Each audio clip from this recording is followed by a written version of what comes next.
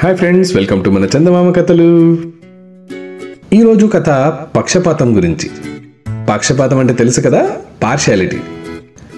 మనలో చాలామందికి మనకు తెలియకుండానే పార్షియాలిటీ ఉంటుంది. కొన్ని వస్తువుల విషయాల్లో, కొంతమంది మనుషుల విషయాల్లో, కొన్ని వ్యవహారాల్లో మనకు తెలియకుండానే ఆ పార్షియాలిటీ మనల్ని టేక్ ఓవర్ చేసేస్తుంది. దాంతో మనకు తెలియకుండానే మన బిహేవియర్లో చాలా పార్షియాలిటీ కనిపిస్తుంది. అది మనం గ్రహించినా గ్రహించకపోయినా పక్కవాడు మాత్రం తప్పకుండా గ్రహిస్తాడు. మిమ్మల్ని పొడవాల్సినప్పుడు తప్పకుండా పొడుస్తాడు కదా. ఈ ఎక్స్పీరియన్స్ మనలో కొంతమందికి ఆల్రెడీ జరిగే ఉంటుంది. అది మార్చుకోవడం కొంచెం కష్టమైన పనే, కానీ జాగ్రత్తగా ఉంటే తప్పకుండా మార్చుకోవచ్చు. మరి ఆగస్ట్ 1992లో ప్రచురితమైన ఈ కథలో పక్షపాత బుద్ధి ఎవరిది, దానివల్ల ఏం జరిగింది చూద్దామా. మరి ఇంత ఇంపార్టెంట్ లెసన్ నేర్చుకునే ముందు ఈ వీడియోను తప్పకుండా లైక్ చేయండి. ఈ కథలను మీ ఫ్రెండ్స్ మరియు ఫ్యామిలీ వాట్సాప్ గ్రూప్స్లో తప్పకుండా షేర్ చేయండి. మీ కామెంట్స్ను నాకు తెలపండి. మరియు మన చందమామ కథలు ఛానల్ను సబ్స్క్రైబ్ చేయడం మాత్రం మర్చిపోవద్దు. ఇక ఆలస్యం చేయకుండా కథలోకి వెళ్ళిపోదామా. అనగనగనగనగనగనగనగా విద్యేశ్వరం అనే గ్రామంలో సోమిదమ్మ అనే ఒక ఆమె ఉండేది. ఆమె చాలా ఆస్తిపరురాలు. ఆమెకు 2 కొడుకులు, 1 కూతురు. సోమిదమ్మకు 30వ ఏటనే భర్త చనిపోయాడు. జాగ్రత్తగా అతని ఆస్తి వ్యవహారాలన్నీ చూసుకుంటూ తన 3 సంతానాన్ని పెంచి పెద్ద చేసింది. కొడుకులతో పాటు కూతురికి కూడా ఆ గ్రామంలోనే మంచి సంబంధాలు చూసి పెళ్లి చేసింది. ఆమె పెద్ద కొడుకు 2 కొడుకులు, రెండో కొడుకు 1 కూతురు, 1 కొడుకు. కూతురుకు మాత్రం 1 కూతురు పుట్టారు. అసలు కన్నా వడ్డీ ముద్దు అన్నట్టు సోమిదమ్మకు ఇప్పుడు తన సంతానం కంటే మనవలు, మనవరాళ్లే చాలా ఇష్టం. వారి మీదే అమితమైన ప్రేమ కనబరుస్తుంది. ఇది ప్రతి ఇంట్లో ఉండేదే కదండి. మా ఇంట్లో కూడా మా అమ్మా నాన్నకి మాకంటే మా పిల్లలంటేనే చాలా ఇష్టం. కానీ పిల్లలు ఎదుగుతున్న కొద్దీ వాళ్ళ చదువుల గురించి బెంగ పట్టుకున్నది కొడుకులిద్దరికీ. వారిద్దరిని చూసి సోమిదమ్మ ఇలా చెప్పింది, ఒరేయ్, ఇక్కడి ఆస్తి వ్యవహారాలని మీరు చూసుకోండి. నేను పిల్లలను పట్నం తీసుకుపోతాను. ఏదైనా మంచి పాఠశాలలో చేర్పిస్తాను. అందరం ఏదో ఒక అద్దె కొంపలో ఉంటాం. నేను వాళ్ళని జాగ్రత్తగా చూసుకుంటూ ఉంటాను. సెలవులకు ఇంటికి వచ్చిపోతాం, సరేనా అని చెప్పింది. అందుకు కొడుకులు చాలా సంతోషించారు. అమ్మ, మమ్మల్ని పెంచి పెద్ద చేసినట్టే వీళ్లను కూడా ఒక ఒద్దికతో పెంచి చదువు సంధ్యలు అబ్బేలా చూడమ్మా అని ఏకకంఠంగా ఆమెను కోరారు. సోమిదమ్మ కొడుకుల పిల్లల్ని తీసుకుని పట్నం చేరింది. అక్కడ ఒక మంచి పాఠశాలలో వాళ్ళని చేర్చింది. ఒక చిన్న ఇంటిని అద్దెకు తీసుకుని అందులో ఉండసాగారు వారంతా. కొద్ది రోజుల తర్వాత కూతురు, అల్లుడు కూడా తమ కూతుర్ని సోమిదమ్మ దగ్గరకు తీసుకొచ్చారు. సోమిదమ్మ కూతురు తల్లితో, అమ్మ, అన్నయ్య పిల్లలతో పాటు నా కూతుర్ని కూడా కనిపెట్టుకుంటూ ఉండవే, కాస్త చదువు అబ్బుతుంది అన్నది. ఇందుకు సోమిదమ్మ చాలా సంతోషంగా సరే అన్నది. కానీ ఆనాటి నుండి సోమిదమ్మలో విపరీతమైన మార్పు వచ్చింది. ఆ మార్పును పిల్లలు ఇట్టే పసిగట్టేశారు. తమ నాయనమ్మకు పక్షపాత బుద్ధి ఉందని వారు అనుకోసాగారు. అందుకు కారణం ఏమిటంటే, సోమిదమ్మ అందరికీ ఒక పంక్తిలో భోజనం పెట్టినా కూతురు తరపు మనవరాలికి మాత్రం పెరుగు, నెయ్యి మారుమారు అడుగుతూ వడ్డిస్తూ మాట్లాడకుండా వేసేది. ఇది కొడుకుల పిల్లలకు చాలా బాధగా అనిపించింది. కానీ నాయనమ్మ మీద ఉన్న భయం కొద్దీ వారు ఏమీ మాట్లాడలేదు. అయితే పెద్ద కొడుకు యొక్క కొడుకు వివేకుడు మాత్రం ఇదేమీ పట్టించుకునేవాడు కాదు. ఇలా ఉండగా అందరూ సెలవులకు పట్నం నుంచి విద్యేశ్వరం వచ్చారు. వచ్చి రాగానే వివేకుడు తప్ప మిగతా వారందరూ నాయనమ్మ పక్షపాత బుద్ధి గురించి తల్లులకు చెప్పుకున్నారు. ఇదంతా విన్న కోడళ్లకు అత్తగారి మీద పట్టరానంత కోపం వచ్చింది. వాళ్ళు ఇదే విషయమై సోమిదమ్మను నిలదీద్దామనుకున్నారు. అందరికన్నా పెద్దవాడైన వివేకుడిని పిలిచి జరిగిందంతా చెప్పమని చెప్పారు. అంతలోనే వాడి తల్లి పట్టరాని కోపంతో, ఏం కూతురుకు పెట్టడానికి వచ్చిన చేతులు మీకు పెట్టడానికి రాలేదా అన్నది. అందుకు వివేకుడు, అమ్మా, నాకు మాత్రం నాయనమ్మలో ఎటువంటి పక్షపాతి బుద్ధి కనిపించలేదు. ఆవిడ పెరుగేసినా నెయ్యేసినా అత్తయ్య కూతురికి రహస్యంగా వేయడం లేదు కదా, మా అందరి ముందే వేస్తుంది. మేము అడిగితే మాకు వేసేదేమో అన్నాడు. అదేరా నేననేది, అదేదో మీకు కూడా వేయచ్చు కదా అన్నది వివేకుడు తల్లి. తల్లి మాటలకు కాదన్నట్టుగా వివేకుడు తలాడిస్తూ, ఎంతైనా మేం నానమ్మకు సొంత పిల్లలం. అత్తయ్య కూతురు అలా కాదు, పేరుకు మనవరాలైన పొరుగింటి పిల్ల. అందువల్ల అదంటే కాస్త అభిమానం, పక్షపాతం చూపిస్తే మనకొచ్చిన నష్టం ఏముంది చెప్పు అన్నాడు. ఇందుకు సోమిదమ్మ కోడళ్ళు ఏదో జవాబు చెప్పబోయేంతలోనే పక్క గదిలో ఉండి అంతా వింటున్న సోమిదమ్మ అక్కడికి వచ్చింది. తన కోడళ్ళ కేసు చూసి, చిన్నవాడైనా సరే వివేకుడు పక్షపాత బుద్ధి గురించి చాలా బాగా వివరించాడు. అయినా ఎందుకు వచ్చిన గొడవ? మనం పాలు నెయ్యి కొనలేనంత పేదవాళ్ళం కాదు. ఇక నుంచి మనవాళ్ళు మనవరాళ్ళు నన్ను గురించి అపోహపడకుండా నేను చూస్తాను, సరేనా అన్నది. ఆ జవాబుతో సోమిదమ్మ కోడళ్లకు అత్తగారి మీద కోపం పోవడమే కాక అంత చిన్న విషయం గురించి ఇంత రాద్ధాంతం చేసినందుకు వారికి వారే సిగ్గుపడ్డారు కూడా. ఆ తర్వాత నుండి సోమిదమ్మ ఎవరికీ పక్షపాత బుద్ధి చూపించకుండా అందరికీ ఒకే పంక్తిలో భోజనం పెట్టడమే కాకుండా అందరినీ కొసరి అన్నీ వడ్డించి పెట్టింది. దాంతో మరుసటిసారి సెలవులకు వచ్చిన పిల్లలు సోమిదమ్మ మీద పక్షపాత బుద్ధి లాంటి ఎటువంటి నిందలు వేయలేదు. అందరూ చక్కగా చదువుకొని మంచిగా పైకి వచ్చారు. చూశారు కదా, beauty lies in the eyes of the beholder అన్నట్టుగా వివేకుడు తను చూసే దృష్టికోణంతో చూసి అది పక్షపాత బుద్ధి కాదని, సోమిదమ్మ ఎందుకు అలా చేస్తుంది అనే దానికి ఒక రీజన్ తనకు తానే ఇచ్చుకోవడమే కాక తమ తల్లులకు కూడా అది చెప్పాడు. అప్పుడప్పుడు చిన్న చిన్న విషయాల్ని పట్టించుకోకుండా ఉండడమే మంచిది కదా. ఎందుకంటే పెద్ద టెన్షన్స్ ఉన్నప్పుడు ఎలాగో ఆ టెన్షన్స్ తప్పవు. అలాంటప్పుడు ఇలాంటి చిన్న చిన్న విషయాల గురించి కూడా టెన్షన్స్ తీసుకుంటే అదంతా మన ఆరోగ్యం మీదకి వస్తుంది. ఆ తర్వాత బాధపడి ప్రయోజనం ఉండదు కదా. పక్షపాత బుద్ధి అనేది నిజంగానే చాలా చెడ్డ బుద్ధి.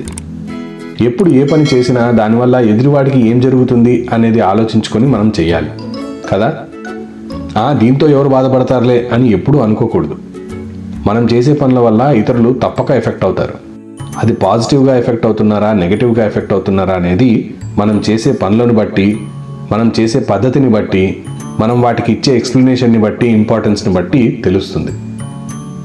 అలాగే మనం కూడా ఒక గ్రూప్తో ఉన్నప్పుడు ఎవరితో ఎలా మాట్లాడుతున్నాం, ఏం చేస్తున్నాం అనేదే కాకుండా చుట్టుపక్కల ఎవరు ఉన్నారు, వారు ఏ విధంగా ఫీల్ అవుతారు అనేది కూడా ఒక్కసారి ఆలోచించుకుంటే ఇటువంటి సిచ్యువేషన్స్ మనకి రాకుండా మనం జాగ్రత్తగా ఉండొచ్చు. కథ చాలా చిన్నగా ఉంది కదా, నేను అదే అనుకున్నాను. కాబట్టి నేను ఇంకో కథ కూడా దీంతో పాటు జతపరిచాను. అది అక్టోబర్ 1988లో ప్రచురితమైంది. దాని పేరు మిరియపు గింజ. మరి ఈ మిరియపు గింజ కథ ఏమిటో చూద్దామా? అనగనగనగనగనగనగనగా పూర్వం నానాజీ అనే రాజపుత్ర బాలుడప్పుడు ఉండేవాడు. అతని చిన్నతనంలోనే అతని తల్లిదండ్రులు పోయారు. కాబట్టి అతను తన పెద్ద తండ్రుల వద్దనే పెరిగాడు.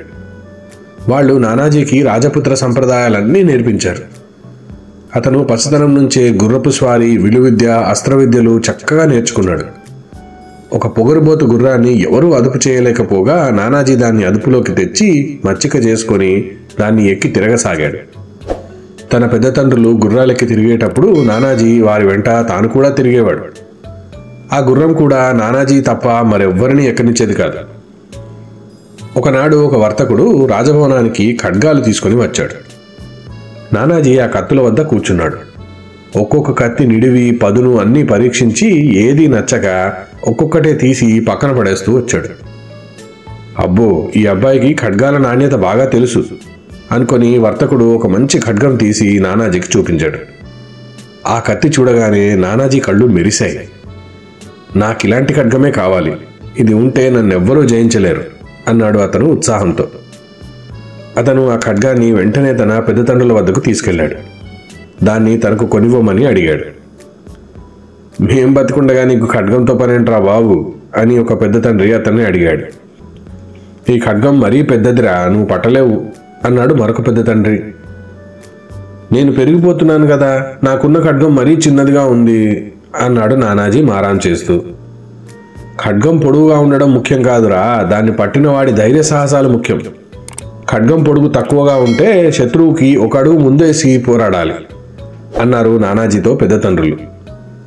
నానాజీ నిరాశ చెంది ఆ ఖడ్గాన్ని వర్తకుడికి తిరిగిచ్చేశాడు.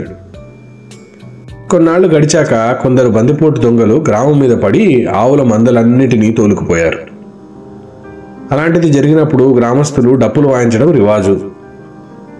రాజభవనంలో ఉన్న నానాజీకి డప్పుల మూత వినిపించింది.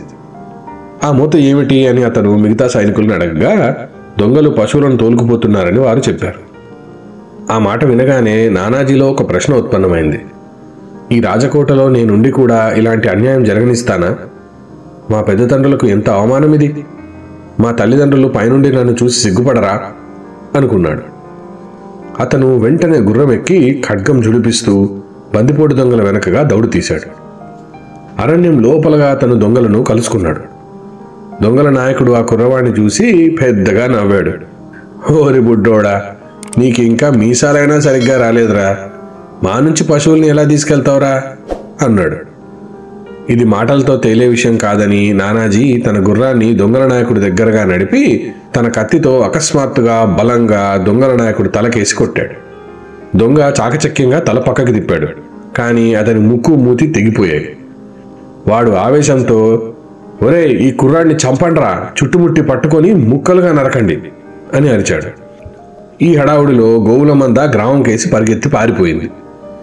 నానాజీ కూడా తను అంతమంది దొంగలతో పోరాడలేడని గ్రహించి గుర్రాన్ని వెనక్కు తిప్పి దౌడు తీయించాడు. దొంగలు నానాజీ వెంట పడ్డారు, కానీ నానాజీ గుర్రం అతివేగంగా పరిగెత్తడం వల్ల గ్రామం చేరేలోగా అతన్ని అందుకోలేకపోయారు. గ్రామంలో పశువులు పోయాయని ఏడుస్తున్న గ్రామస్తులు అవి తిరిగి రావటం చూసి ఆశ్చర్యపోయారు. నానాజీని చూసి వారు పొందిన ఆనందం అంతా ఇంతా కాదు. అంత చిన్నవాడు దొంగల ముఠా నుంచి పశువులను ఎలా రక్షించాడో ఎవ్వరికీ అర్థం కాలేదు. తర్వాత నానాజీతో అతని పెద్ద తండ్రులు ఇలా అన్నారు, ఇప్పటి నుంచే నీకు దూకుడు దేనికిరా బాబు, పెరిగి పెద్దవాడైనాక ఎన్ని సాహస కార్యాలైనా చేద్దువు గాని అన్నారు వారంతా. నేను చిన్నవాడినైతేనే మిరియపు గింజ లాంటి వాడిని, ఘాటు జాస్తి అన్నాడు నానాజీ గర్వంగా. అప్పటి నుంచి నానాజీని మిరియం నానాజీగా పిలిచేవారు. నానాజీ కూడా అతని పేరును సార్థకం చేసుకుంటూ ఎన్నో సాహస కార్యాలు చేసి తన రాజ్యాన్ని నలుదిశలా వ్యాపించాడు. చూశారు కదా, చిన్న కథ కానీ మంచి కథ కదా. మనిషి చిన్నవాడా పెద్దవాడా అనే దానికంటే అతని బుద్ధి, అతని సాహసం, అతని చేస్తున్నటువంటి సాహస కార్యాలు ఇవి గమనించడం చాలా ముఖ్యం. వారి పెద్ద తండ్రులు నువ్వు చిన్నవాడివే అని చెప్పినప్పటికీ అతను ప్రజారక్షణను తన బాధ్యతగా తీసుకొని ఆవులన్నింటినీ ఊరికి తిరిగిచ్చేశాడు కదా. ఆ తర్వాత ఎన్నో సాహసాలు కూడా అతను చేశాడు. ఒక మిరియపు గింజలాగా చూడ్డానికి చిన్నగా ఉన్న ఘాటు మాత్రం జాస్తి కదా. ఇటువంటి చిన్న మంచి మంచి కథలు ఎన్నో ఉన్నాయి మన చందమామలో. వాటన్నింటినీ చిన్నవిగా వదిలేయకుండా ఈసారి నుంచి 2-3 కథలను కలిపి తీసుకొస్తాను మీ ముందుకు. ఇటువంటి ప్రయత్నాలను అందరూ ఆదరిస్తారని నా నమ్మకం. తప్పకుండా మీకు తెలిసిన వారందరికీ ఇటువంటి కథలను షేర్ చేయండి. వారికి ఆనందంతో పాటు మంచి నీతి కూడా ఉపయోగపడుతుంది జీవితంలో. మళ్ళీ వచ్చే వారం ఒక మంచి కథతో నేను మీ ముందుకు వస్తాను. అంతవరకు సెలవు, బాయ్. ఈ కథ కనుక మీకు నచ్చినట్టయితే తప్పకుండా దీన్ని లైక్ చేయండి, మీ ఫ్రెండ్స్ అందరితో షేర్ చేయండి. మా ఛానల్ని సబ్స్క్రైబ్ చేయడం మాత్రం మర్చిపోవద్దు. మీ అద్భుతమైన కామెంట్స్ ని నాకు తెలపండి. దాంతో కొత్త కథలను మీ ముందుకు తీసుకొచ్చేటప్పుడు ఎటువంటి కథలను తీసుకురావాలనేది నాకు తెలుస్తుంది. ఆ పక్కనే ఉన్న గంట సింబల్ని కొట్టండి. దాంతో కొత్త కథల నోటిఫికేషన్స్ అన్ని మీ యూట్యూబ్ యాప్ కి వచ్చి చేరతాయి. వచ్చే వారం మరొక అద్భుతమైన కథతో మళ్ళీ మీ ముందుకు వస్తాను. అంతవరకు సెలవు, బాయ్.